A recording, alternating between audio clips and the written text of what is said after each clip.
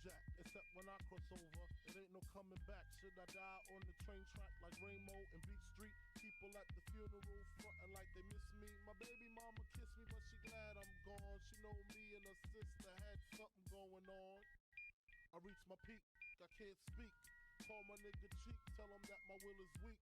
I'm sick of niggas lying, I'm sick of bitches hawking. Matter of fact, sick of talking.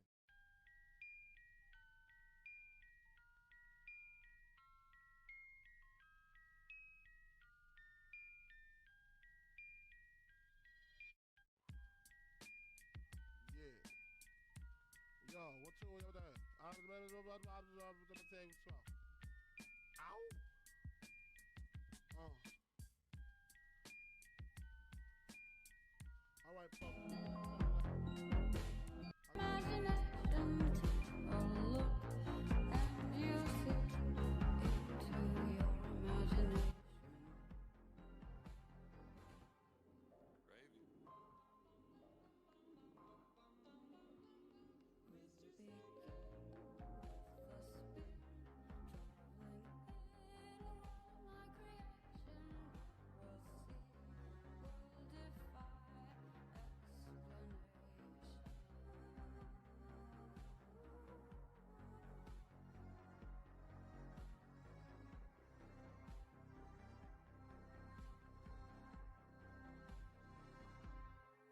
If you want to view paradise, simply look around and view it. Anything you want to do it. Want to change the world? There's nothing to it.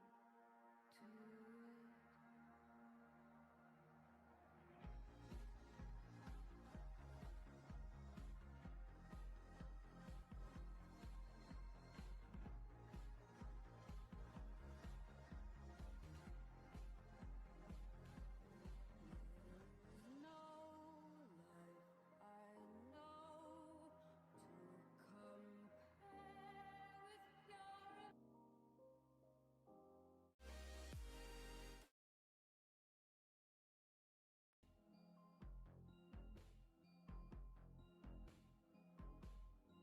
Come with me, and you'll be in a world of pure imagination.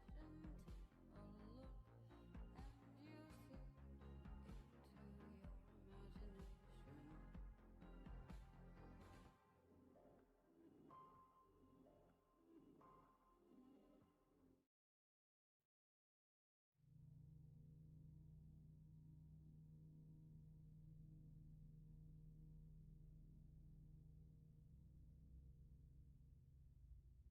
A few years back, I was staying at my girlfriend's dad's house with her for a month.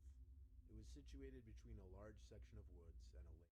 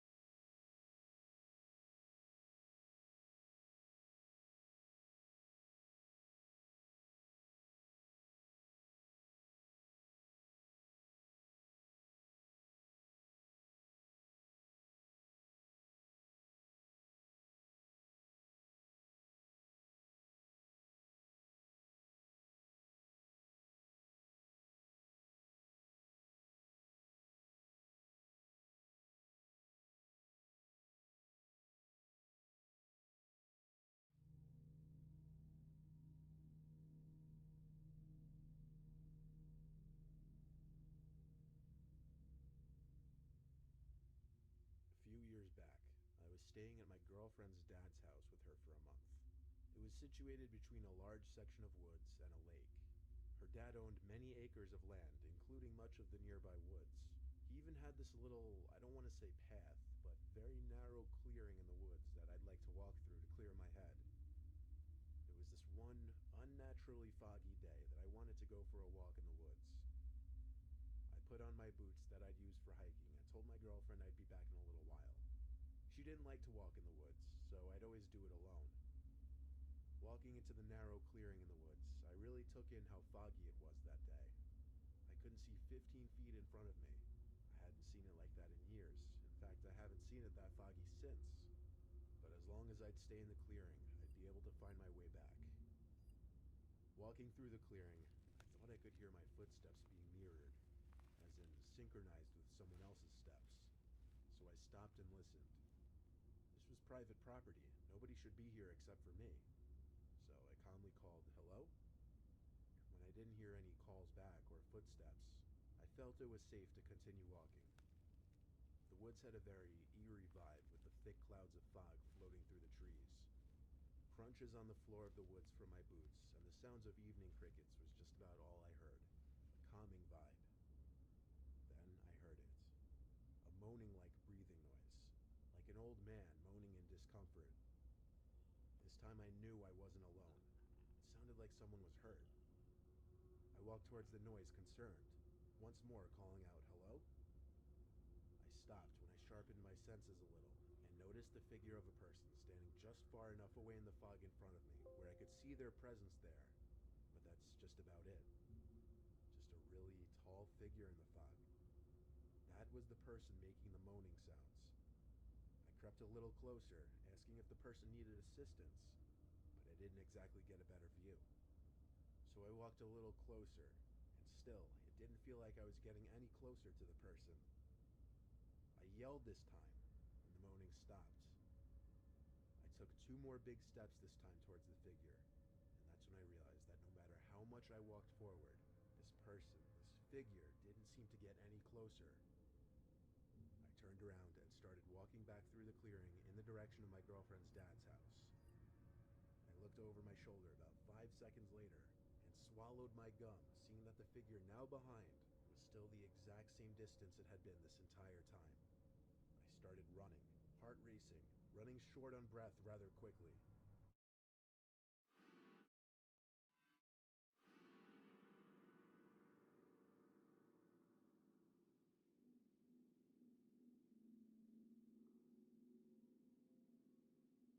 I went to a school in California. We always had a lockdown drill once a month, but only one time ever was it not a drill. I was in the cafeteria during my lunch period when the teacher, who was in charge of watching the lunchroom, announced over the microphone for everyone to be quiet. He announced to us that the school was going into lockdown and ordered us to be quiet. I think he genuinely scared everyone by how serious and nervous he sounded, because everyone in the cafeteria looked genuinely shook and actually shut up. I looked around the disturbingly quiet cafeteria and could see everyone else was doing the same thing, taking nervous, curious glances at their friends and strangers at other tables. Then shit went down. A gunshot echoed from across the school, and that's when panic set in with everyone. Some kids ran for the exit door. The teacher in charge of the cafeteria yelled at everyone to hide under the tables, as he locked the cafeteria doors and shut off the lights. I was sitting under the table with my friends, heart racing, feeling sick, knowing my life could be in danger. Every minute felt like an eternity, just waiting for someone on the intercom to say it's all clear. Then, across the cafeteria, there was a sudden outroar of screams from students, mostly girls, and the sound of tables and chairs being moved or falling over. My friends and I looked out from under the table, and we saw a kid with a gun outside the locked door of the cafeteria. Then I remember hearing gunshots. He was shooting at the glass door. The glass didn't shatter right away. I don't even know if it did at all, but the entire lunchroom cleared out through the 2 side exit doors to the outside. Students of all ages either ran to their cars or off the school property and into the neighborhood streets. I ran in the direction of the front of the school, also the direction of my house. I saw police cars already outside. I think they had just arrived at that point. but I didn't stick around to watch. I got home and told my parents, and my dad turned on the news to see the shooting was already being talked about. Miraculously, only one girl was wounded, and the police somehow apprehended him without killing him. I'm sorry for anyone else who has to go through something like this. Fearing for your life that much is not something anyone should have to go through.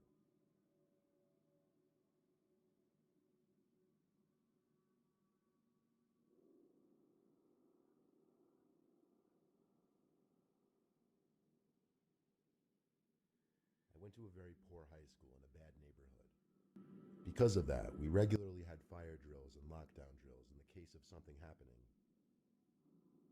During a lockdown, the teacher would turn off the lights and we'd all hide in a corner of the classroom without saying anything.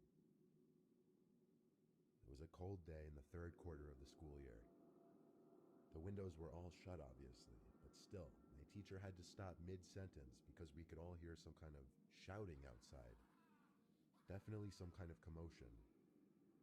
My teacher went to the window, looked outside, then opened one of the windows, but the yelling seemed to stop by the time he did. At the same time, the dean started speaking over the loudspeaker and said we were going into a lockdown. My teacher rushed to shut the door and turn off the lights, and we all did our thing, went to the corner of the room. Time seemed to move slow as we were all huddled in that corner. Screams started coming from the hallway. Not the screams of students, but deranged, angry screams from a grown man. Familiar to the screaming we briefly heard from outside. Someone dangerous was in the building, clearly. The school I went to didn't have security guards. It was too poor. So literally, in a case like this, we'd have to wait for police to arrive. The screams were then accompanied by bangs on a nearby door. Another classroom. We could hear the screams of the kids in the room next to us. The banging stopped. The screaming grew closer until it was right outside our door, and then bangs on our classroom door. A couple kids screamed and started to cry. The sick man on the other side of the door banged and banged. He started hitting the glass with his elbow, I think, as he screamed insane things that made no sense to us. Some of it being, "I'm sick of it," and "just stop already." The sickening sound of the small, thin glass window of the door shattering made the reality of the situation sink in even worse. Of course, kids on either side of me were screaming and crying now. Me, I was just sitting there in total shock. The man on the other side of the door stuck his arm into the room through the thin window opening and tried unlocking the door. My teacher took that opportunity to grab a pair of scissors and literally stab the man's arm. The man cried out in pain, banged on the door a few more times, even harder now, and started running down the halls, still crying in what was probably a mix of pain and anger. The lockdown was ended a few minutes after police arrived. There had to be at least 6 cop cars outside. And yes, the crazy sicko man was arrested, and probably brought to a mental hospital. The man apparently wasn't armed, but he clearly came into the school with intentions of hurting people. Kids, mind you.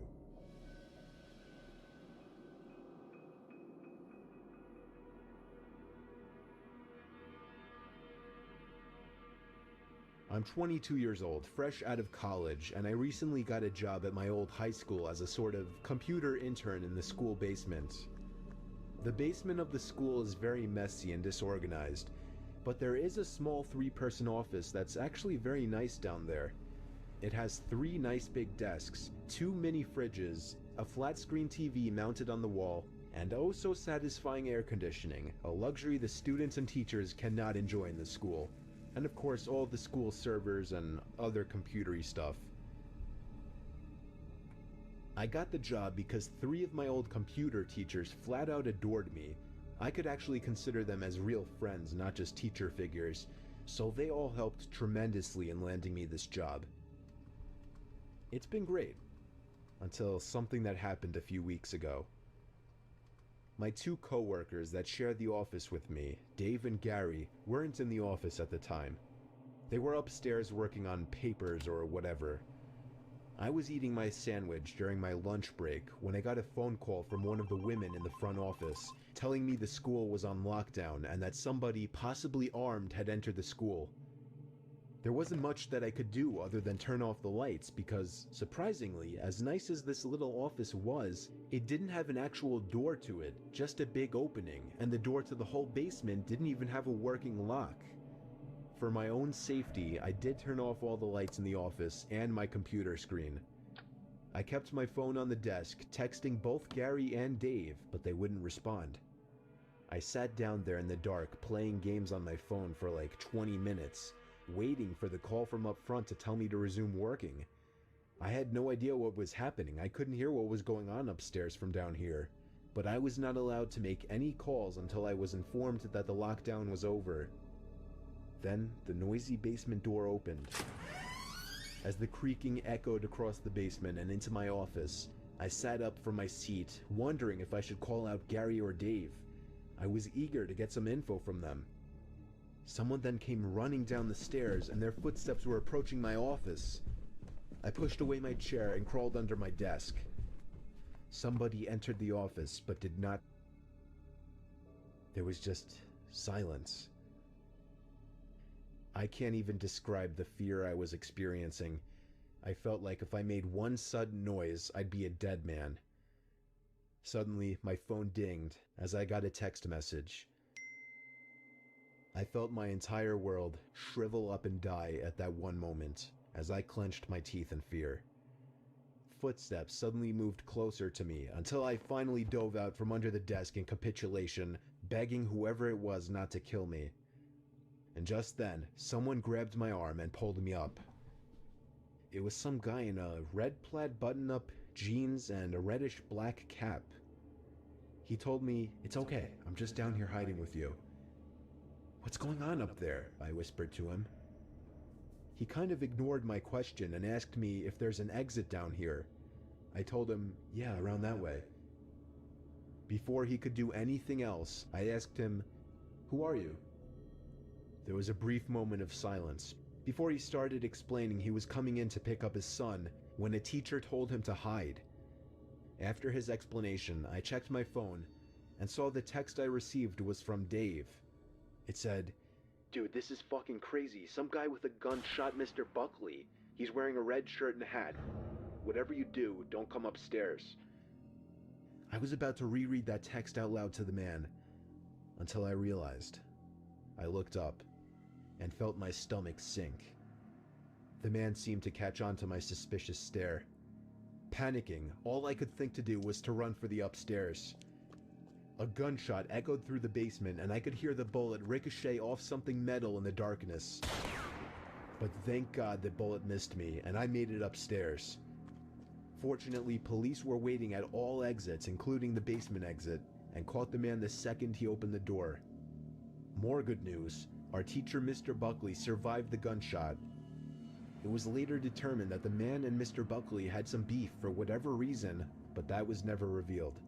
All we know is that Mr. Buckley couldn't have done anything that would have warranted this kind of reaction. And I know that the sound of that gunshot will forever echo in my mind.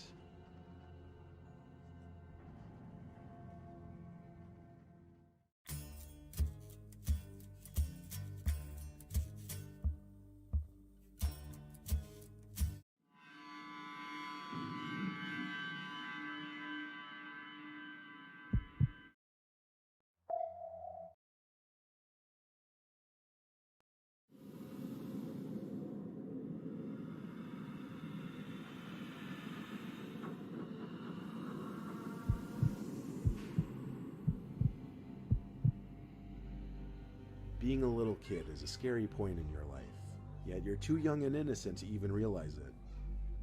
I have a horrible memory from my early childhood that I wish I could simply block out completely, but I just can't. I was, I believe, 6 or 7 years old. I was at the summer rec program that my parents had signed me up for. I was in the 6 and 7-year-olds group, the youngest group at the camp. One day our group was at the playground, and some oldish man sitting on a bench started talking to me. He knew my name. I remember feeling very comfortable with him, like he seemed kind. He gave me a candy that I ate on the spot, and he offered to push me on the swing. I think I told him that's all right and continued talking to him, asking him dumb little kid questions. He introduced himself as Robbie. I still remember to the day, and told me he was friends with my mom, and since she was running late, he'd have to pick me up after camp. I said okay, and around that time, my counselors shouted for our group to assemble our line by the gate so we could leave. We got back to our group's home area, where we would sit and wait for the parents to come pick the kids up. I saw Robbie approaching the bench, and he said to Cal, one of my counselors, that he was picking me up for the day since my mom wasn't available. Cal looked at me and made sure I knew him. I nodded my head. Cal crossed my name off in his notebook and high-fived me goodbye, and I walked off with this Robbie guy. I remember he grabbed and held my hand as we walked, and I also remember that he was walking extremely fast, like it was hard for me to keep up with my short little legs. We made it to his car. He let me in the back passenger seat. He seemed to be in a hurry. He rushed into his seat, started the car, locked the doors, and started driving fast out of the parking lot. I asked, "Are you taking me home?" "Yeah," he replied. I remember hearing some yelling noises from outside the car. I lifted myself off the seat to look out the rear window and saw two of my counselors pointing at the car I was in to one of the park supervisors. This is when things got scary for my little self. As I was looking out the back window, the man screamed at the top of his lungs to get the fuck down. I got so scared I started to cry and tried opening the door when he was at a red light, but he had the child lock on. He tried to calm me down by apologizing, saying he was driving me home. I can't remember what exactly I was thinking, but I do remember being scared, starting to wonder if I was actually being brought home. We were in the car for quite some time, and I started to realize I didn't recognize where we were. We were not anywhere near my house. I felt like I had to throw up from being so scared. I remember Robbie muttering, oh shit," constantly under his breath, and he kept looking in his rearview mirror. Then, the sound of a police siren directly behind us made him scream in anger once more. He pulled to the side on a neighborhood road and told me to go along with whatever he said. But he didn't have a chance for that. Two police officers stormed out from the car with their guns half drawn and yelled at Robbie to step out of the vehicle with his hands up. He did so without question and was cuffed while they had him laying face first on the concrete. He was brought into the car while the other officer stuck with me, comforted me, and asked me questions. Another cop car arrived, and so did my mom in her minivan. She was in tears and hugged me when she got out. So backing up, when Robbie, or whatever his real name was walking me to his car, my mom had already gotten to the bench to pick me up, when Cal told her some man already picked me up. That's when they ran to catch what car we got into and called the cops right away. One of the camp supervisors was actually tailing us on the road, which is why Cal was panicking and how the cops were able to locate us. Now you can see why I wish I could block this memory out. It's disturbing, it's sickening, and I often have to think about the horrible, unimaginable things that could have been done to me if I had not been saved.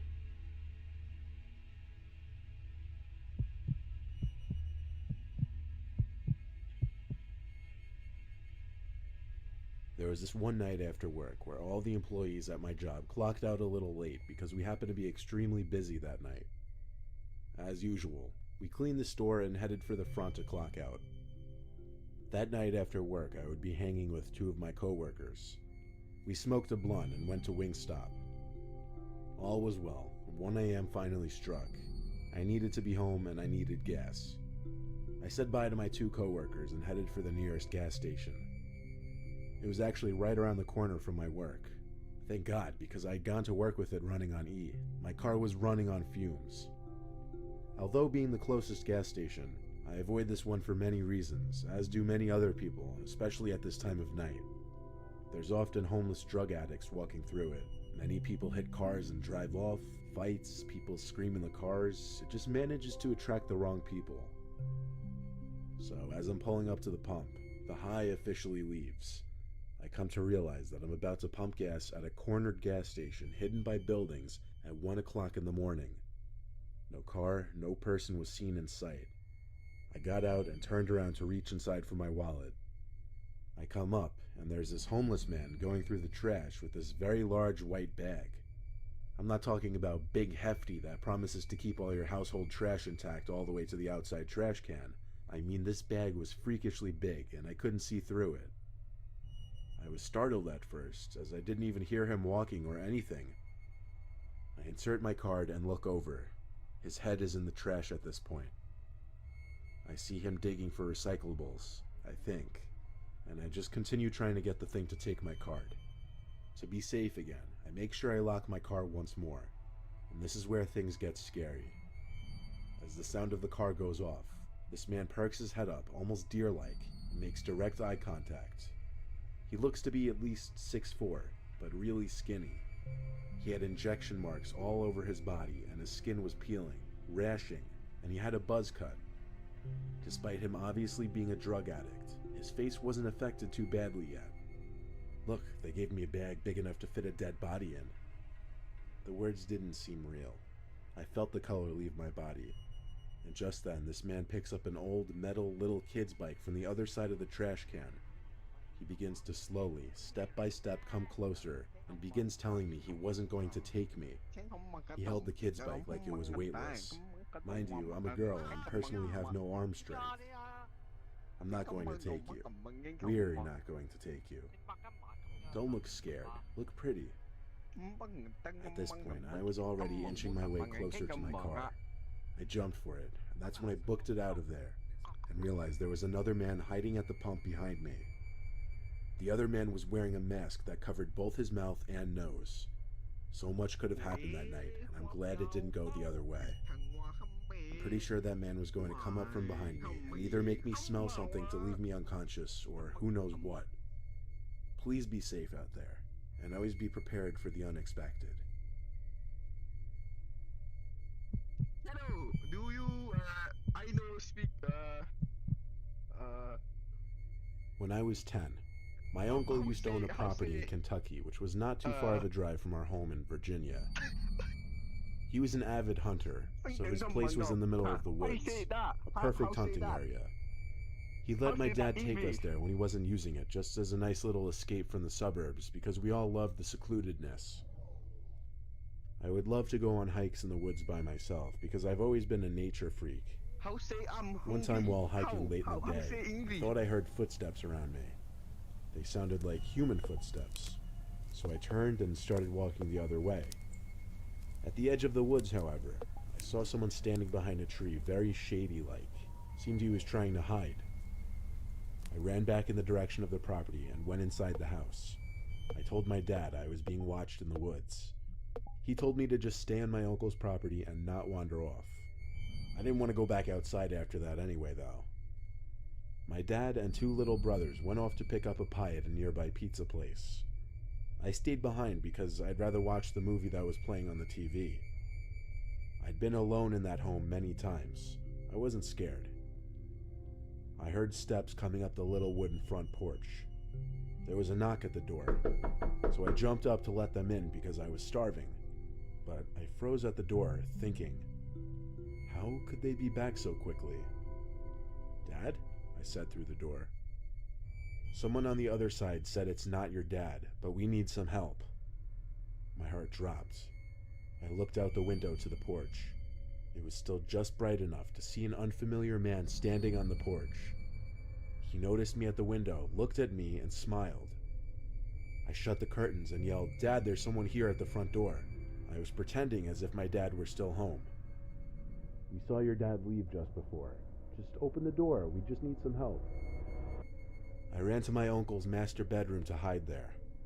There was a tap at his window, and I saw a second man outside. He also yelled, "Open the door, please." I heard kicks at the front door of the home. It was a very flimsy old wooden door, and it gave in easily. I panicked and went to my uncle's closet where he kept his guns. I grabbed his shotgun, which he taught me how to use, and as the door to the bedroom opened, I aimed the gun at the tall man's torso.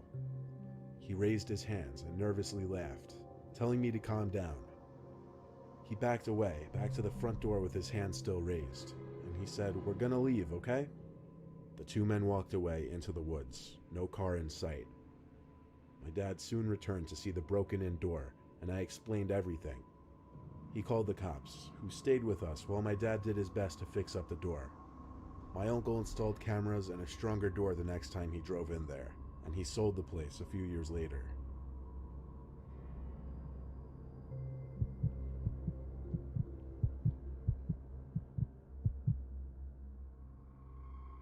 The following story takes place on one of the worst days of my life.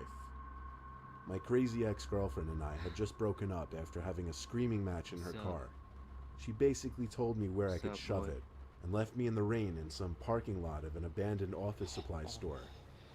It was way too late in the night to call either of my parents to pick me up, and of course my sister was in a different state, so I tried calling an Uber as I walked out of the lot towards the street.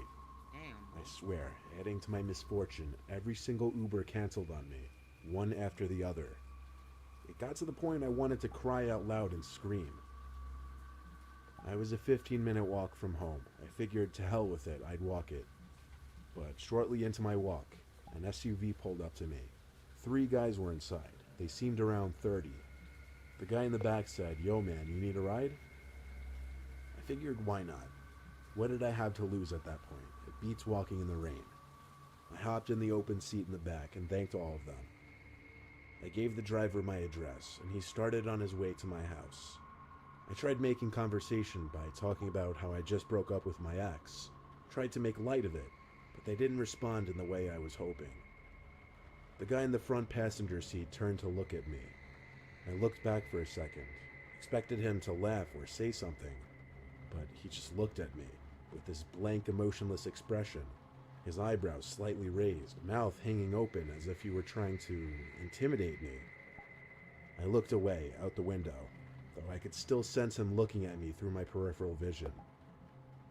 The GPS voice said turn right on the next road, but the driver turned left. Uh-oh. "Yo, I think you went the wrong way," I said to the driver.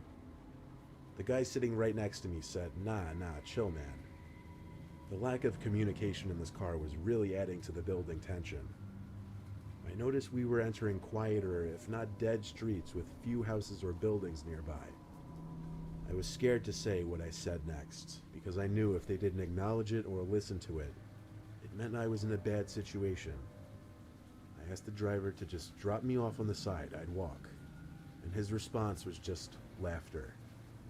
The guy in the front passenger seat joined him in laughing. The sound of the doors locking as the car was coming to a stop was the moment I knew I had to run. I flicked the freshly locked switch back up and pushed the door open. The guy sitting next to me started yelling, "Get him," as I felt his hands try to grip my arm. I got out from the car though, and I ran into the adjacent patch of trees which sat next to the parkway. I bolted across the parkway, and yes, there were still cars speeding by at this hour. I almost risked my life passing that parkway just to escape those goons. I'm not sure if they were just trying to rob me, kidnap me, or what, but I feel like if they were trying to just rob me, they could have done that anywhere and driven off. But they didn't. That's what scares me to think about.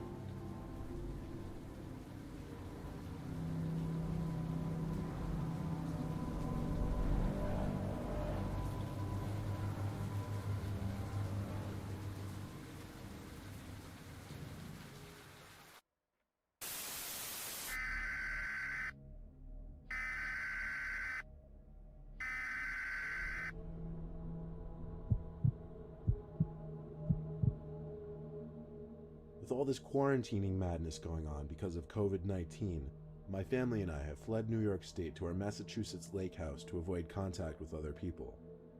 The lake, which I will not name for safety reasons, has a bunch of houses surrounding it, and in the summer months it's full of boats and people barbecuing and drinking. But right now, in late March when I'm writing this, it's kind of a ghost town here, and it's weird seeing it like this here. Anyway, I wouldn't be here writing this if something didn't go wrong, right? My younger brothers, who I'll call Steve and Glenn, were out on the deck overlooking the lake with me. We were setting up the table for a game of beer pong, which we invited our dad to play with us so the teams would be even. The sky had reached that point after sunset where most of the sky was dark, but there was still that hint of orange on the horizon. The lake was calm and quiet, not a single boat, and all the neighboring houses seemed to be vacant. We're truly the only ones around still. Our deck has a fire pit, So we lit that for extra light as well as heat because it was chilly. The streets. The four of us were playing a game of beer The pong, streets. and in the middle of it, Glenn grabbed his phone and lowered the music to his portable speaker. He and Steve turned around to look over the deck to the grass below. My dad and I went over to see what they were looking at. Glenn said he heard something below us, and he could see someone walk under the deck. The deck doesn't have a stairway leading down. You have to go inside and downstairs to get down there. So my dad and I went downstairs and out the back door under the deck. There's nobody What there. the fuck does that say? My dad called out a bunch of times to confirm this, and we went back upstairs. The thing is, Steve swore by it as well that he also heard someone speaking from under the deck. Regardless, we cut the game of beer pong short and went shut inside, up, both of making you. sure to lock the door. My mom and dad were up in their loft bedroom, while I was in the living room playing PlayStation. Shut the P. That's when it started. Loud, aggressive bangs on the sliding door. Accompanied with the bangs was a man's shrieks and screams. Sounded like he was screaming for help. The curtain to the door was shut, so I couldn't see who it was. But apparently everyone in the house heard it, because my brothers and parents came rushing to the living room. Like a P, yes. My dad yanked the curtain open to find himself face to face with some red-in-the-face man banging his fist on the glass, begging to be let in. He was claiming he was hurt and needed help. My dad asked, "Where are you hurt?" He didn't answer that, though. He just kept repeating, "Let me in, I'm hurt." My dad then yelled to get out of here before we'd call the cops. He yanked the blinds shut and told us all to shut and lock our windows if they were open. We all stayed in the living room together for a couple hours, just to be safe. We had a movie on in the background as we talked.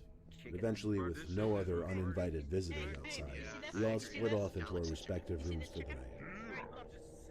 I was browsing YouTube videos in my bed when it happened. A crash of shattering glass so loud it made me jump out of my bed. My heart instantly started racing. I didn't know if I was the only one who heard it because I didn't hear my parents or brothers running out of their rooms. I picked up the phone and called my dad's cell. He picked up and whispered he heard it too, and to stay in my room and lock the door. I reminded him my door didn't have a lock.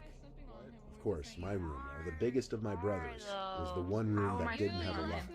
I'm not like, oh my He god, told you're me to so hide cute. in Oh the my god, closet let me and leave call my my friend for brothers you. Oh my while god, oh he my god, oh called my the god, you're cops. so cute. Oh my god, oh my god. I heard footsteps outside my room in the living room area. I tiptoed to my closet and did my best to quietly open and close the door. But the damn hinges just had to squeak. I sat behind a big plastic bag and texted my brothers, who also heard the noise and each locked their doors. It was the most tense moment of my life in that closet. The bedroom door opened, and I could see through the strips in the closet door someone walk to my bed and sit at the edge of it.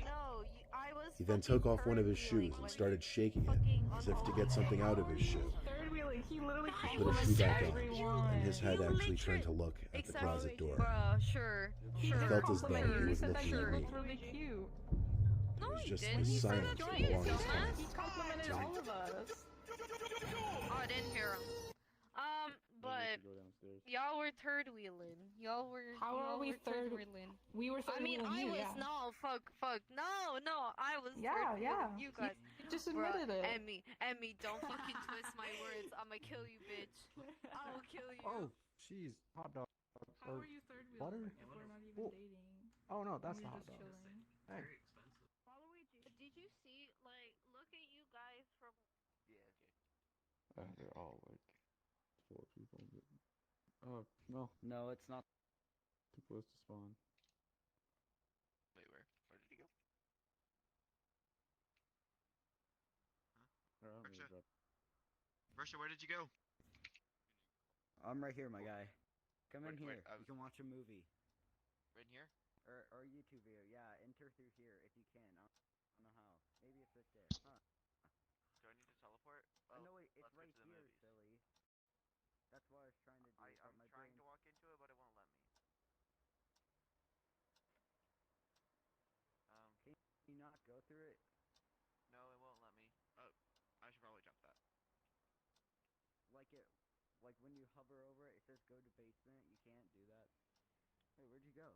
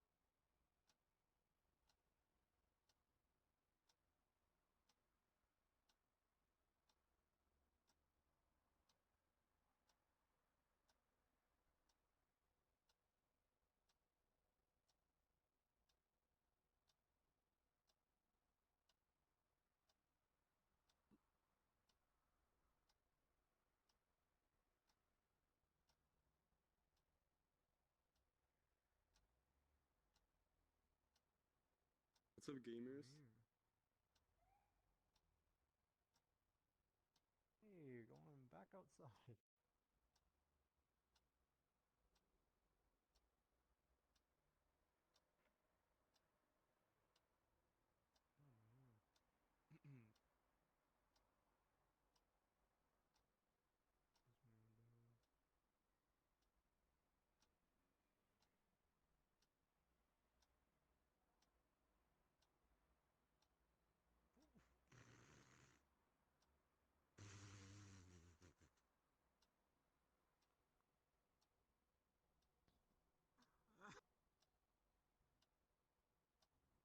Yeah, thanks, bro.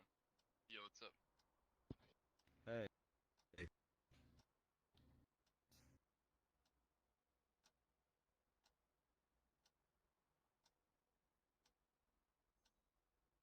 Oh, hot dog. Hello, Jane DeVito. That is scurry.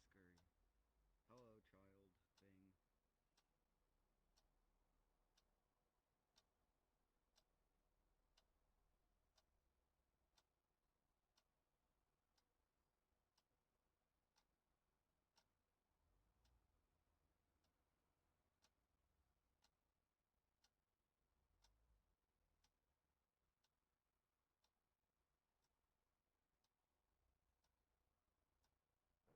Yo,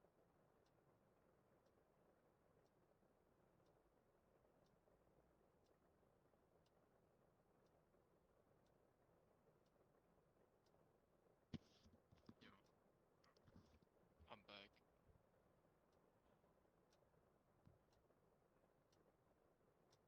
Where am I? Yo, I found like a fucking. What's up? What's up, dude? Oh, I can't What's hear up, you. what's up, gamers? Oh, please have everyone muted. Shit. Huh? What? What? I don't know if he's talking to me. I'm talking to you. Yeah, I'm disabled, bro. For now. What's this? What's up? Yeah, I'm Fucking fine. disabled. Oh, is that What you, about bro? you? Huh?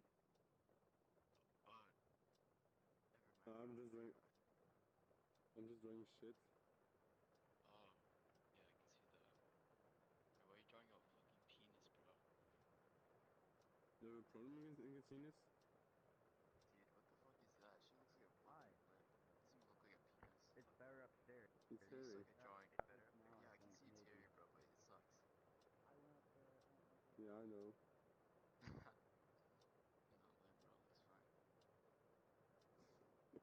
Looks fine. Yeah, you seem pretty chill. Yeah, no, I'm not on this kind of server as usually. I'm only with friends. But I don't know why. Yeah. I was bored. Oh, bro, I'll be right back. No, it's an I, but I'm trying my best. So my brows.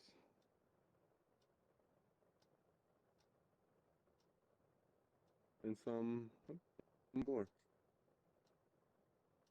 Don't ruin my heart. Try my best here.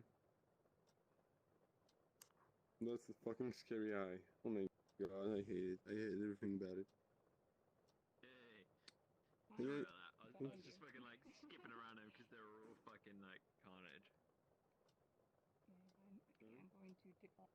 Still carnage, but like, yeah, Yeah, yeah, yeah, yeah, yeah, yeah. I don't condone the quality of any of these. bless you. fucking yoga square so you can fucking sit and meditate over the JPEG. You can just do this. Oh fucking hell! Sounds like you ate shit. First, You can just do this. what's your surrounding? What's your surroundings? Fine. You can just fucking Exactly.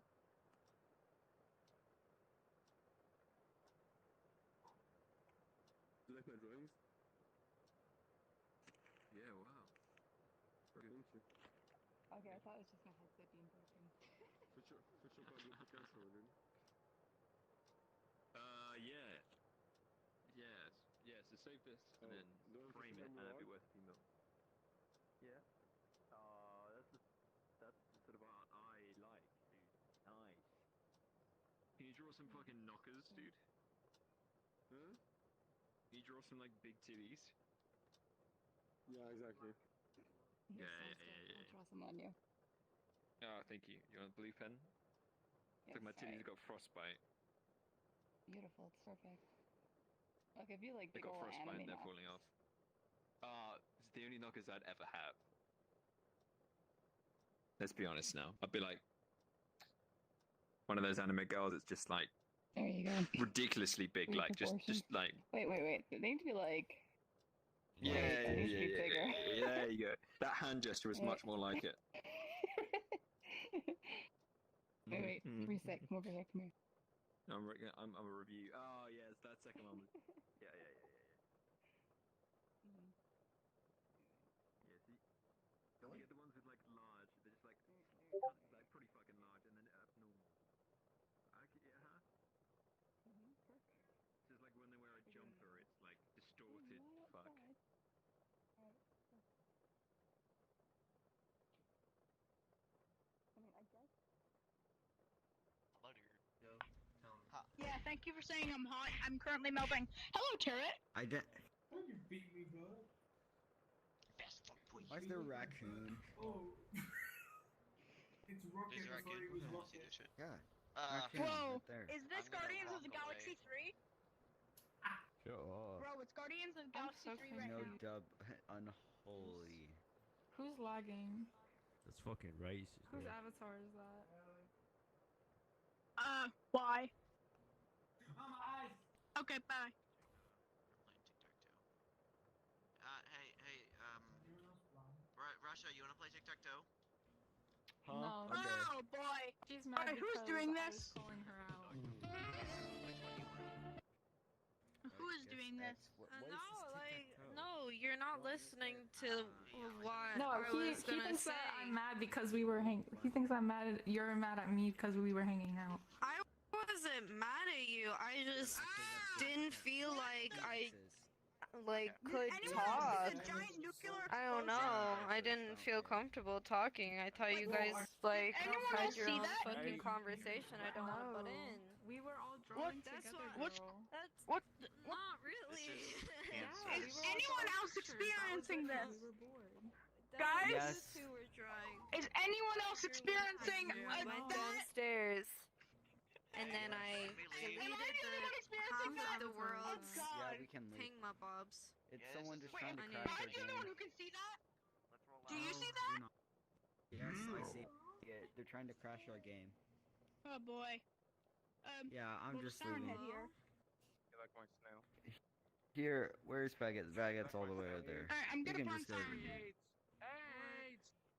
Sorry, I want to mute someone. Oh, Siren I Head, can have see you it. seen me? I can see it. Hey, I'm who's trying to crash? Oh, is there everyone in? Well, I'm supposed to not Okay. just say it blatantly. Baguette. I'm pogging. I have a child. I'm pog champing.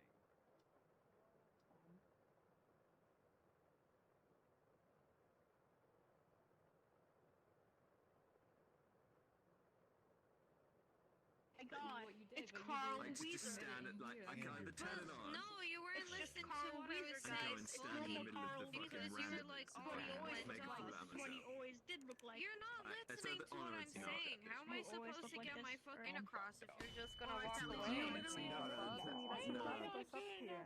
You're not listening to me. Can you fucking listen? You told me that you went off. Why are you Yeah, I went off because you guys were like together and you were having your own thing. Tell me. I fucking hate myself.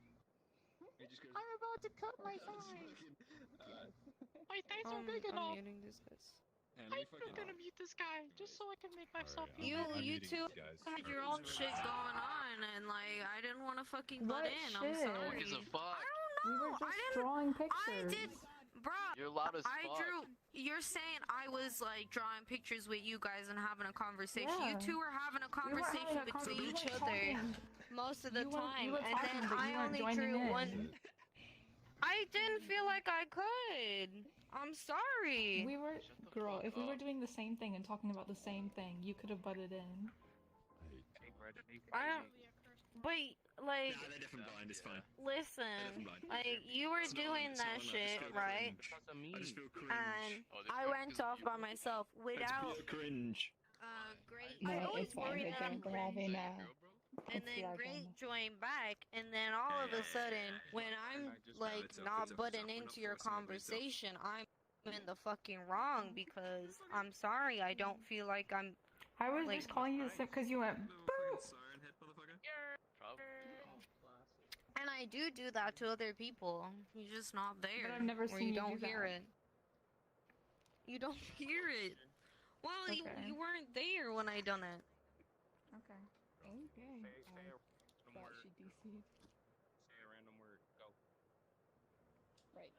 I'm sorry, but it's true. I do it to other people. I'm not in the wrong in that sense. Slave labor. Huh? I want to read what's on your mouth. Okay, read away, sir. Yeah, there it is. Yeah, I know. Welfare check. Me? That's your mini siren. This whole situation. A mini siren head? Hey, sir. Cringe. Yeah, there he is.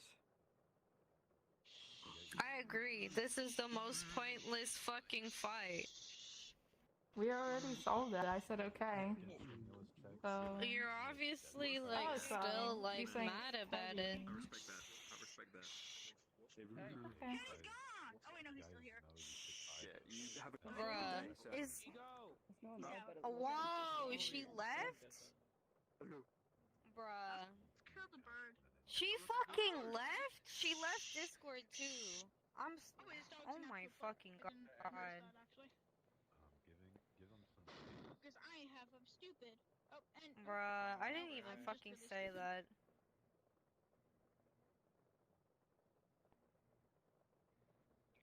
Chanel, you got that. Gucci belt. Gucci, nigga. Hey, dog. Can you do me a favor? Go into the fire so you can become a hot dog like him. Oh my That's fucking pretty god. fucked up, man. Jump into the fire. No, you will jump into the fire. Jump into that fire. What the fuck? Somebody Why'd call she Peter, leave? please. Good boy. You are. I'm a pretty good boy, but I ain't jumping into no fucking fire. Oh god. I didn't even she left Actually made my Discord stomach too. I didn't even fucking say it was petty. I was just saying like the fucking fight was stupid. She got mad at you. I must do it whenever I see a chicken on the server. Whenever I see a chicken, it must go down. It must. No questions asked. It must fall. I see Where's doors. Ego? Hey, yo, Looking fresh Oh. though. Wait, what does first person Jump out. did? I'm dead.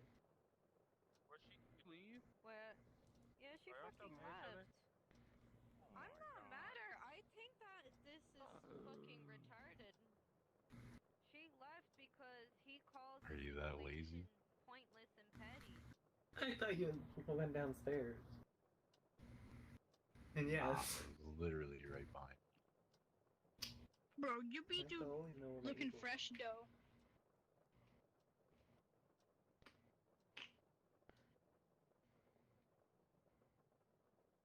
Look, it's a good doggy. There you go. Isn't he cute? I know, man. I'm Well, it's awfully quiet now. Don't. Bro, is that a hot You dog? don't have to fix shit, bro. Is that a hot dog holding a Ain't your hot dog? fault. That can make that sprays yellow grease? Bro. Okay. You go talk to Emmy, bro. She. Oh, dogs and cats.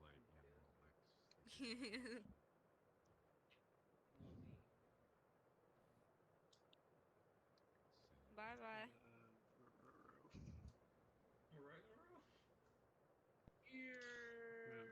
That's my name.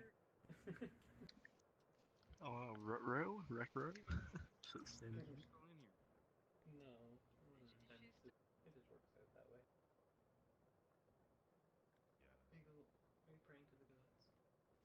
This your fault.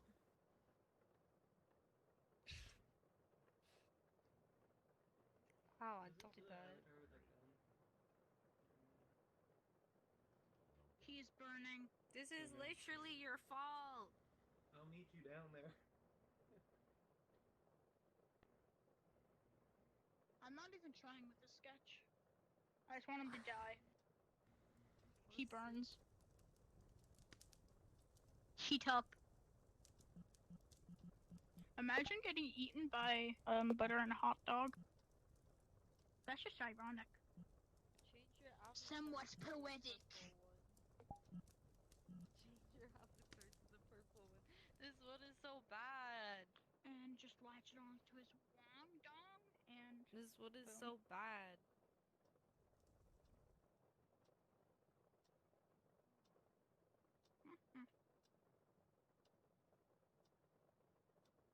He's burning by the stake. May his soul die and be burnt so we can eat it. The times that humans have eaten us is unfair, so we shall eat him as a sacrifice. And you. We're eating him first, by the way. To mention, yeah, dance while you still can, because you're gonna end up like him, right? So dance while you still can. I don't think he's alive anymore. Whoa, Everyone left. that's a genuinely shocking fact.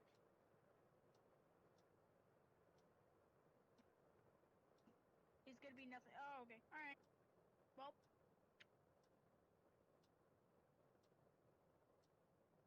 Hold on. And like that, He's gone. Cause that's what, He is gone. That's what Unholy said. He's gone. Oh. And also, by the way, just so you know, this guy liked Fortnite. Disgusting! Exactly. That's why we're eating him. Die a violent death. Yes, we're burning him.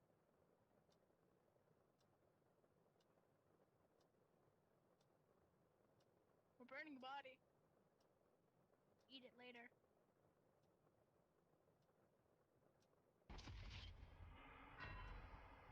He's on VR chat, but she has it so fucking offline. What? Here. Bro, you really do be on fire.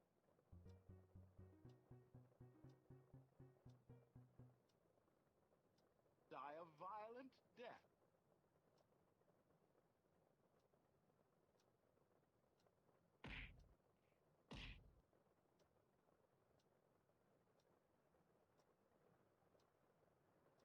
Whoa. Hey, hey, hey, hey, hey. Hey, hey, hey, hey. Hey, hey, hey. Pee-pee. Pee-pee funny. Bro, she do Die be a doing a flip violent in the fire, death. Joe. Do-do-do-do-do. What you got, huh? Oh, God. He continues to talk to you. What the fuck was that?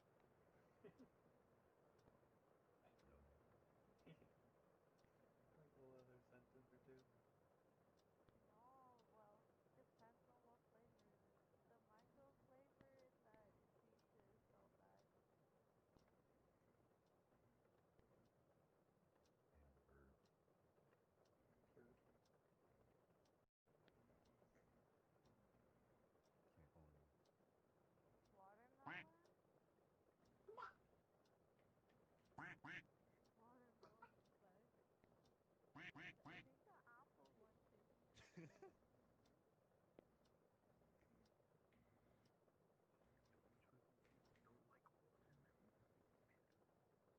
No, you know shisha? I don't know shisha. Well.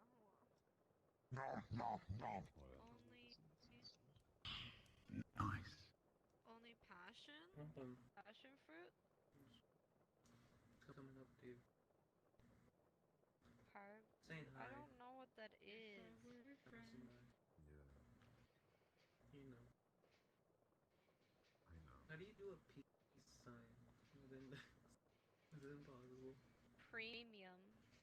Where's the chicken? Where's the chicken? Where's it? burn the chicken, burn the chicken, burn the chicken. Nice. Where's the other chicken? There's another chicken up here. Yeah, it doesn't look anything like a pizza. Hey, who threw the chicken off the grill? Perfect. Why do we want to burn the chicken? It doesn't make sense. Leave the chicken alone. The chicken has Let no the chicken, free will. The I'm a chicken crazy maniac. is free to, as long as it's not a stupid chicken. If it's a stupid chicken, then burn the shit out of it. But if it's a nice chicken, It's really then leave it stupid. alone. Free will. It's really dumb. It's really, I really think dumb. It's making it look dumb. By wailing it around like it's Its own eyes out. It pecks others' eyes out. Pecks its own eyes out. It's really stupid. It shall burn with the other bird. And also this human. Hey. Wait, where does it say gay? Right here, in the ear. You see these letters? No. Look at what I'm staring at. I don't see it. Okay, never mind. Maybe it didn't load for you or something. Yeah, maybe not.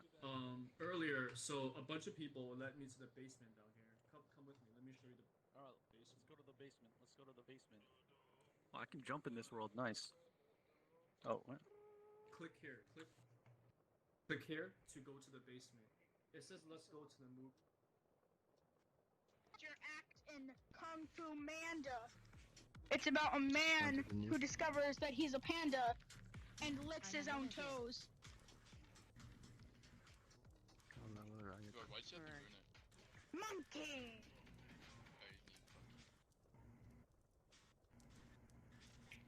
I don't like this one either. Actually, I hate this one more. Isn't it sad that I've only had this game for 3 hours and I feel like I've learned every square of it? Is that sad? Not at all. No. Me, Sad, bro. I've also only played this game for like Haven't 5 been to seconds, the so elevator. yeah, I also feel that way, so you're not alone in that. But We you know burned what the is chicken. pretty cool? When you graduate high school, you get a diploma, right? I'm using my diploma right now as a mouse pad. No way. Hey, I just no, truly the chicken flex burns. that The chicken using burns. diploma as a mouse pad. It works, bro. It does work. Actually, it really does. You seem pretty chill. I'm honestly really actually. No, we burned the chicken. We I burned play the chicken. PC. The chicken burns. So, like, I'm a pretty chill person just to talk to in general. Shut up, faggot. Fucking lad. The guy on the steak is now throwing up. I don't know what that means about the meal or the preparation of the meal, but I'm just gonna accept it. Why did someone open a Ugandan Knuckles portal? I'm disappointed. She got angry at you. So fucking hard. Yeah.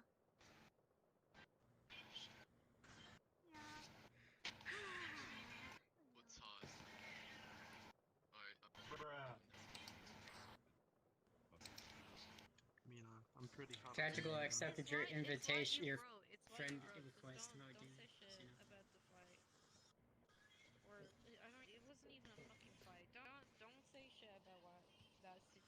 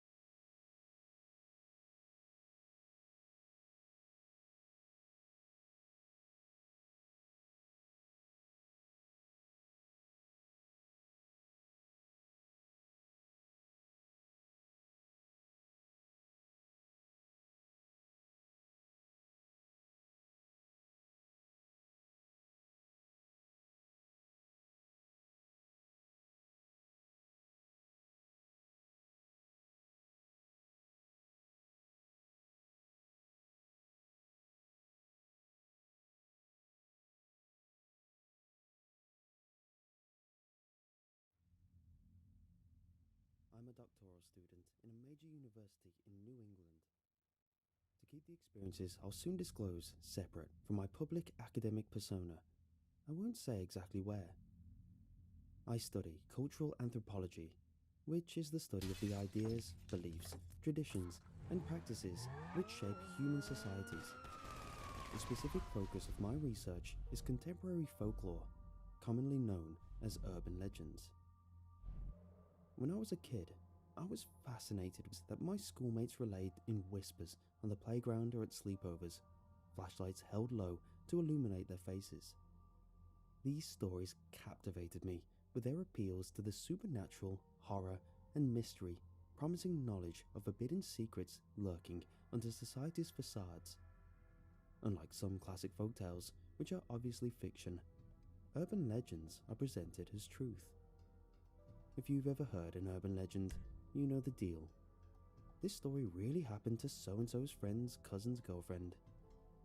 That beguiling promise of truth, that if I look closely enough, I'd find some of these tall tales aren't so tall after all, may be why I took an academic interest in urban legends.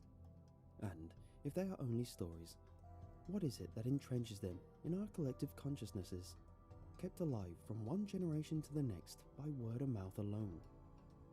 That's the question I seek to answer in my upcoming dissertation. My research process consists of both review and academic literature and actual fieldwork. In the field, I conduct archival research, personal interviews, and surveys of locations relevant to various urban legends. This research often explains the phenomena associated with certain stories. Take for instance Gravity Hills.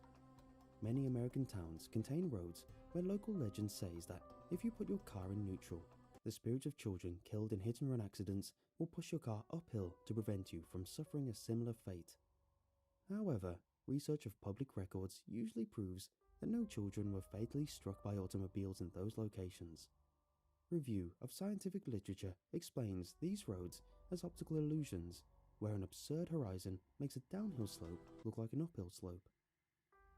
Location surveys also come in handy. One example is my survey of New Jersey's Heartbeat Road. Folks in the town of Montville say that back in the day, an axe-wielding maniac attacked a teenage couple on a wooded road and killed the girl. For years afterwards, teenagers would park on the road and listen quietly to the sound of the girl's ghostly heartbeat. Inspecting the site myself, I found a defunct water pump house off the road. Back when the pump house was in operation, it would have emitted a noise that sounded like a loud heartbeat. A simple explanation.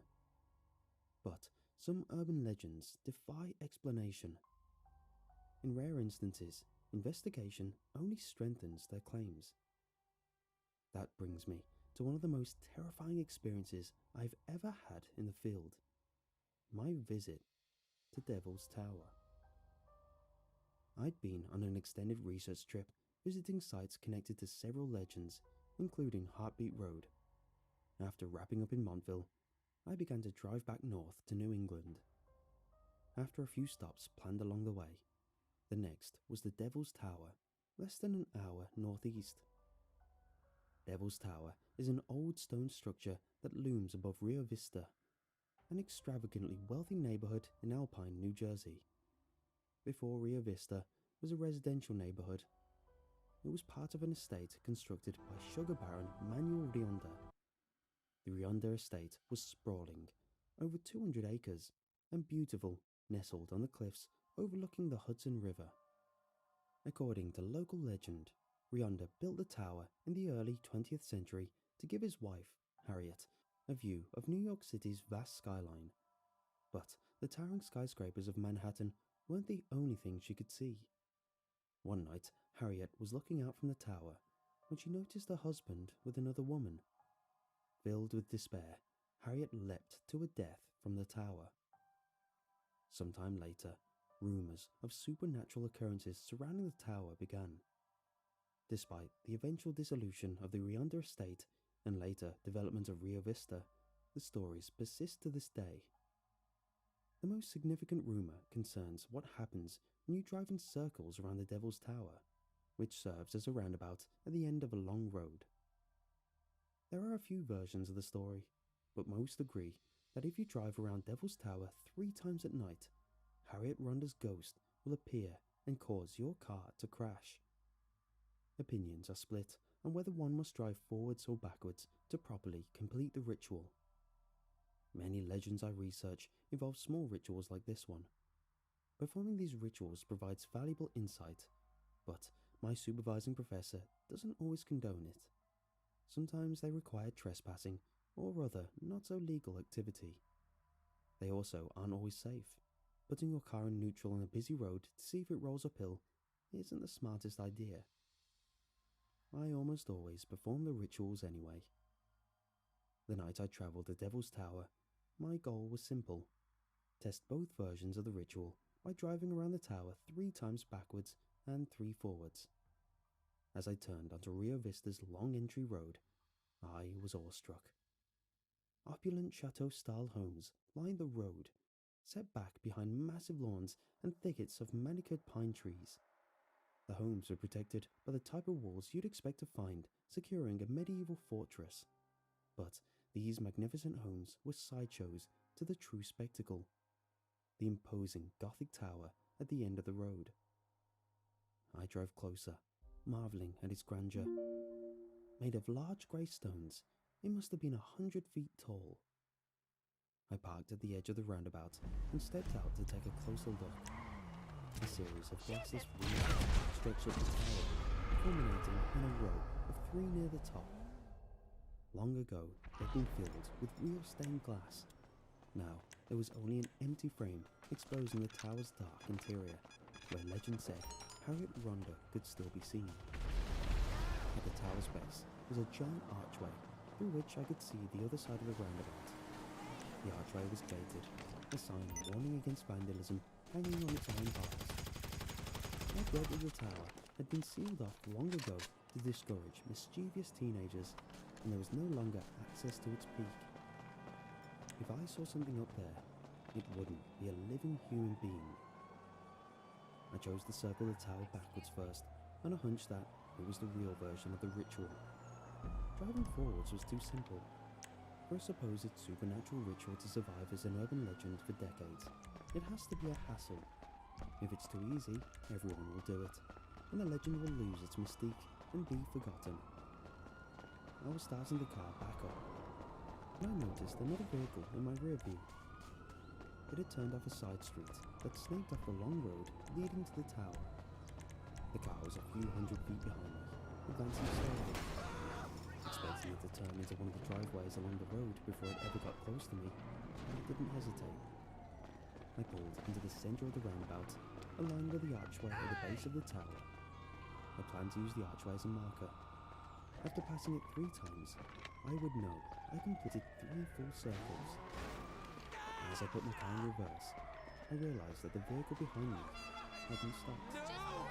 It was so close now that I could see exactly what it was. A white hatchback, security emblazoned on its side.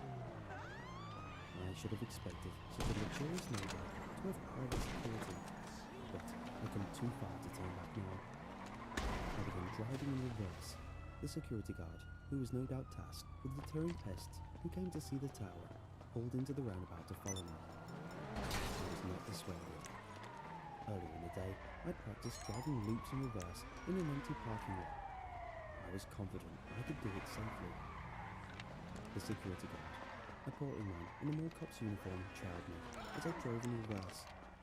We were face to face, gliding in unison like synchronized skaters. It must have looked like something out of one of those Fast and Furious movies. The archway appeared beside me. 1 circle. The security guard laid on his horn, trying fruitlessly to get me to stop. I kept going and saw the archway again. 2 circles. As I crossed the halfway point of the final loop, the security guard flicked on the red and blue emergency lights at his vehicle. I ignored it for just a few more seconds as we passed the archway once more. 3 circles. The security vehicle was facing me and was bumper to bumper, blocking my path forward. I couldn't put the car in drive and do the ritual in the other direction as I planned. I I decided to pull over and talk to the security guard. Explain to him I wasn't just some punk making trouble, but a scientific researcher, and maybe he wouldn't report me to the police. Maybe he'd even let me go.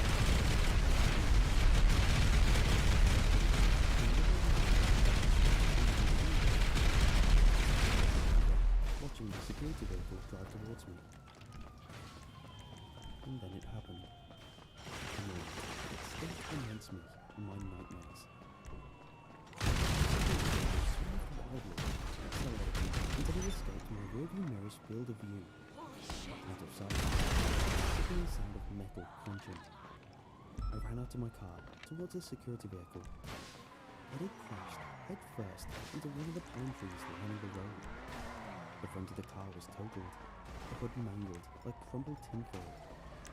When I reached the driver's side window, the security guard was slumped over the steering wheel, his leather soaked in blood. Something dawned on me. When the security guard chased me as I circled the tower backwards, it completed 3 circles forwards. Standing in the center window at the top of Devil's Tower, the chamber, which had long been sealed, was a woman in an early 20th century dress. Harriet Bond looked down at the mayhem below and smiled. I'd been wrong about which variant of the ritual was correct. The hooking around the tower backwards was a perversion from real rituals, moving forwards. Stuck around for decades, just with simplicity, because it actually worked. And explained events leading up to the crash truthfully to the returning officers. They confirmed before one returned to the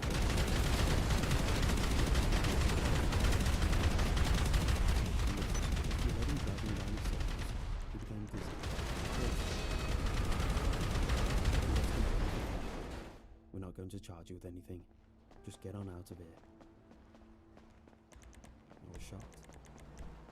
If the police thought I'd caused the accident driving in an admittedly reckless manner, why wasn't I given so much as a ticket, much less arrested? Out of here, son, the officer repeated, for your own good.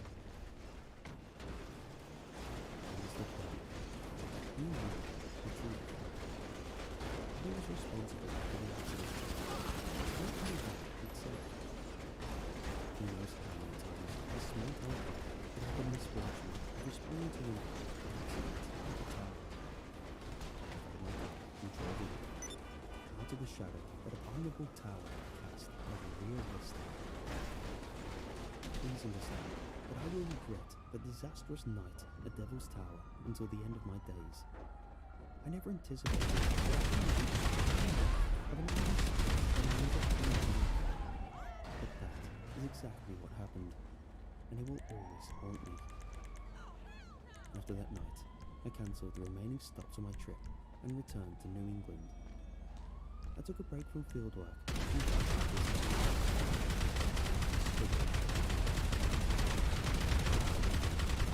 addressing its dangers in a scientific manner accessible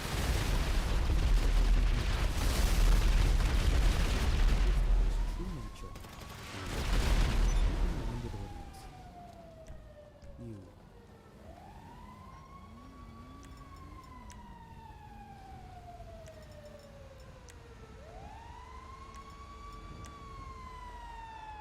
Scum on the earth!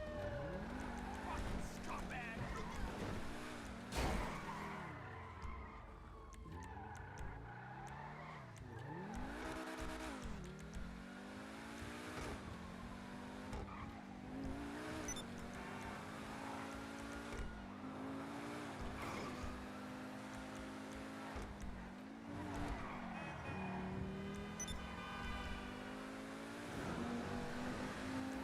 Every night, no matter the weather, something walks down our street, whistling softly. You can only hear it if you're in the living room or the kitchen when they walk by, and it always starts at exactly 3:03. The sound is faint at first, somewhere near the beginning of the lane near the Carson place. We're towards the middle of the street, so the whistling moves past us before fading away in the direction of the cul-de-sac. When I was younger, my sister and I would sneak into the kitchen some nights to listen, and Mom and Dad didn't like that, and we'd catch hell if they found us. But they were never too hard on us since we always stuck to one big rule. Don't try to look at whatever was whistling. My neighborhood is a funny place. I've lived here since I was 6 and I love it. The houses are small and well kept, good-sized yards, plenty of places to roam. There are a lot of other kids here my age. I turned 13 back in October. We grew up together and would always play foursquare in the cul-de-sac or roam around back porch to back porch in the summer. This was a good place to grow up. I'm old enough to see it. And there's only the two strange things here: the night whistling and the good luck. The whistling never bothered me much. Like I said, I couldn't even hear it from my bedroom. But Mum and Dad don't like talking about it, so I've stopped asking questions. My dad is a strong guy, tall and calm. He has an accent since he moved to the US as a kid. His family, my grandparents, they're from the islands. That's what they call it. My dad, the only time he isn't so calm is if the whistler comes up. He talks a little quicker then, eyes move faster, and he tells us not to think about it so much and to always remember the one rule, the big rule. Don't try to look outside when the whistler goes past. Not that we could look, even if we wanted. See, there are shutters on the inside of every window, thick pieces of heavy canvas that pull down from the top and latch to the bottom of the window frame.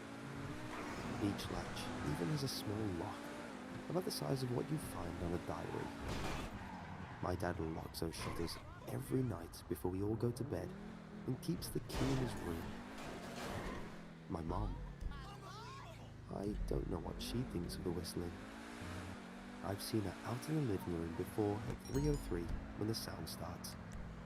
I could see her if I cracked my door open just an inch to peek. She's not out there often, at least I haven't caught her much. But once or twice a month, I think she sits out there on our big red couch, just listening. The whistler has the same tune every night. It's cheerful. Remember how I said there are two odd things about where I live? Well, besides our night whistler, everyone in my neighborhood is really lucky. It's hard for us to explain, and Dad doesn't like us talking about this part much either. But good things just seem to happen to people around here a lot. Usually with small things, winning a radio contest, or getting an unexpected promotion at work, or finding some arrowheads buried in the backyard. You know, the authentic kind. The weather is pretty good, and there's no crime, and everyone's gardens bloom extra bright in the fall. A million little blessings, I've heard my mom say about living here. But the main reason we stay here, why we moved here in the first place, is my sister Nola. She was born very sick, something with her lungs. We couldn't even bring her home when she was born, only visit her in the hospital. She was so small, I remember. Small, even compared to the other babies. A machine had to breathe for her. We moved into our house here to be closer to the hospital. As soon as we moved here, Nola started getting better. The doctors couldn't figure it out. They chalked it up to whatever they were doing, but we could all tell they were confused. But my parents knew. Even I knew.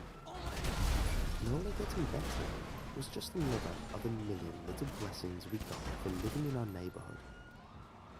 So that's why we stayed, even after we found out that for every small miracle that happens here every day, now and then some bad things happen. But they only happen if you look for the whistler. See, our neighbourhood has a welcoming committee. They showed up with a macaroni casserole and a gift basket and a manila envelope whenever someone new moves in. They're very friendly. 4 people showed up when we moved in 7 years ago. The committee made a small talk, gave me a Snickers bar, and took turns holding Nola. It was her first week out of the hospital, so they were extra careful. Then, the committee asked to speak to my parents in private, so I was sent to my room, where I still managed to hear nearly every word. The welcoming committee told my parents about how nice the neighbourhood was. Really exceptionally, hard to explain kind of nice. And then they told my parents about the even harder to explain whistling that happened every morning at 3:03 and ended at the tick of 3:05. The group, our new neighbours, warned my parents that the whistling was quiet, would never harm or hurt us, as long as we didn't look for what was making the sound. This part they stressed, and I pushed my ears into the door, straining to hear them. People who went looking for the whistler had their luck changed, sometimes tragically. A black cloud would hang over anyone that looked. Anything that could go wrong would. The manila envelope the committee brought over contained newspaper clippings, stories about car crashes and ruined lives, public deaths and freak accidents. Not everyone dies, I heard the head of the committee tell my dad, but life goes out of them. Even if they live, there's no light in them ever again. No presence. Yo, come on! My mom, I could tell, she wasn't taking it seriously. She kept asking if this was some prank they play on new neighbours. At one point, my mom got angry, accused the committee of trying to scare us out of our new home, asked them if they were racist on account of my dad being from the islands. And my dad calmed her down, told her he could tell our new neighbours were sincere and they were just trying to help us. He explained that he grew up hearing these kinds of stories from his mom, and that he knew there were strange things that walked among us. Some of those strange things were good, and some were bad, but most were just different. After the committee left, my dad went out to the hardware store, bought the canvas blinds, the latches and the locks, and installed them on every window in the house after dinner. That first night in our new house, I crept out of my room at 3 a.m, only to find my dad awake, sitting on the living room couch, holding my baby sister. My dad held up his finger in a shh motion, but patted the couch next to him. I sat, and we waited. At exactly 3:03, we heard the whistling. It came and it went, just like our neighbours said. The whistling returns each night, and we never look, and we enjoy our million little blessings every day. Nola breathes on her own, and she's grown into a strong, clever girl. My dad even joined the welcoming committee. We don't get new neighbours often. Why would anyone want to leave? But when a new family moves in, my dad and the committee bring the macaroni casserole, the gift basket, and the manila envelope. I can always tell by the look on my dad's face when he comes back if the family took the committee seriously or if we'd be getting new neighbours again very soon. Not long ago, the family moved directly next to us. The previous owner, Miss Maddie, passed away at age 105. She'd lived a good, long life. Our new neighbours seemed like they'd fit in just fine. They believe the welcoming committee took my dad's advice about the locking shutters since they had a young child of their own. Whatever newspaper clippings were in that manila envelope, whatever evidence, my dad never let us see. But it must have been awfully convincing because our neighbours got along with no issue for the first month. One night, when our new neighbours had to leave town, they sent their son, Holden, to stay with us. He was 12, a year under me in school. I didn't know him well before that night, but as soon as his parents dropped him off after dinner, I could tell it was going to be a bad time. Do you know who is always out there whistling every night? Holden asked the moment the adults left the room. The three of us were sitting in the den, some Disney movie playing idly on the television. My sister and I exchanged a glance. We don't talk about that, I said. I think it's that weirdo that lives in the big yellow house in the corner, Holden said. My sister asked. No way, he's really nice. Holden shrugged. Must be a psycho killer then. Nola tensed. We don't talk about it, I repeated. Let's go in my room and play Nintendo. We spent the next few hours playing games, eating popcorn, and then watching movies. A typical sleepover. But I could see Holden was getting antsy. After my parents had wished us a good night, locked the blinds, and gone to bed, Holden stood up from his beanbag and walked over to where Nolan and I were sitting on my bed. Have you ever even tried looking? He asked. It's nearly time. Like most sleepovers, we'd conveniently ignored any suggestion of a bedtime. I was shocked to see he was right. It was almost 3 a.m. I sighed. We don't... See, I can't even try to look because my dad locks the blinds every night and hides the key. He continued, ignoring me. So does our dad. No, replied Holden. No, he doesn't. You saw him do it, I said, a little sharper than I meant to sound. Holden grinned. Your dad locks the blinds, yeah, but he doesn't hide the key. He keeps it right on his normal keychain. So? I asked, worried I already knew what he would say next.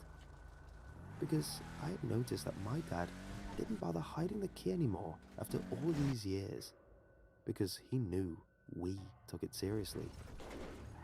So, after your dad locked up, but before your parents went to bed, I went to the bathroom, and on my way, I may have peeked into their room, and I may have seen your dad's keychain on his nightstand, a key to the blinds. Nola and I stared, and his grin only grew wider. You're lying, I said. Holden shrugged. You can check if you want. Just open your parents' door and look. You'll see his keychain right there on the nightstand. Stay here, I told both of them. Don't move a muscle. I hurried over to my parents' room, but hesitated at the door. If Holden wasn't lying, my dad would be angry. Beyond angry. I was scared thinking about it, but more scared of an open window with a whistler right outside.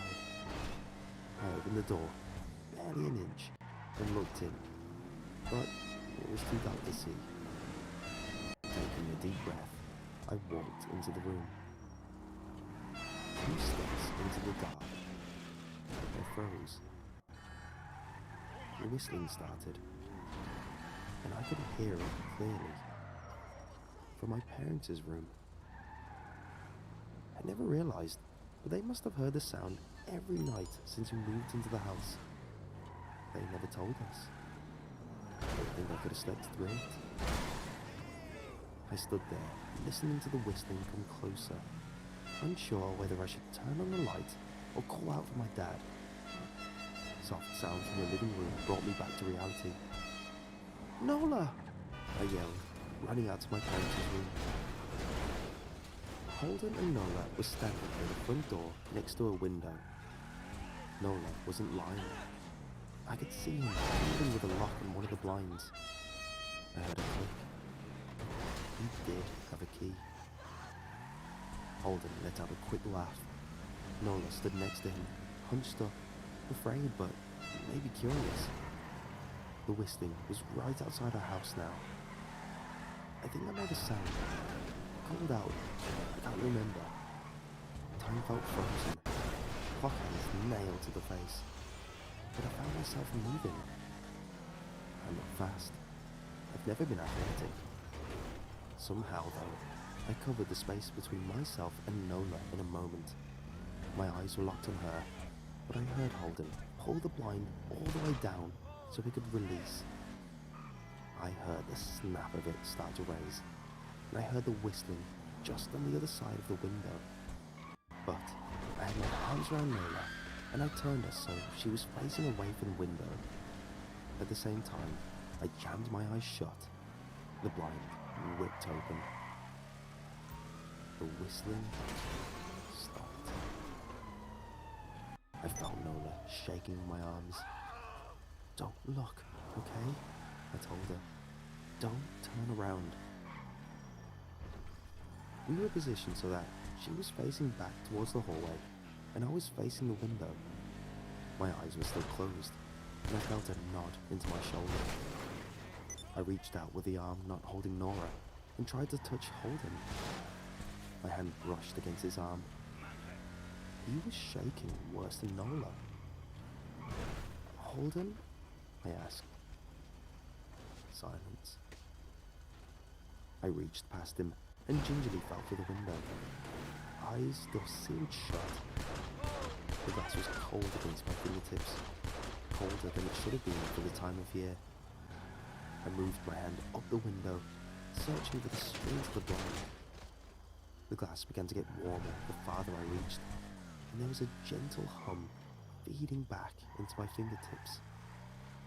I tried not to think about what might be on the other side of the window. Finally, I touched the string and yanked the blind shut. I opened my eyes.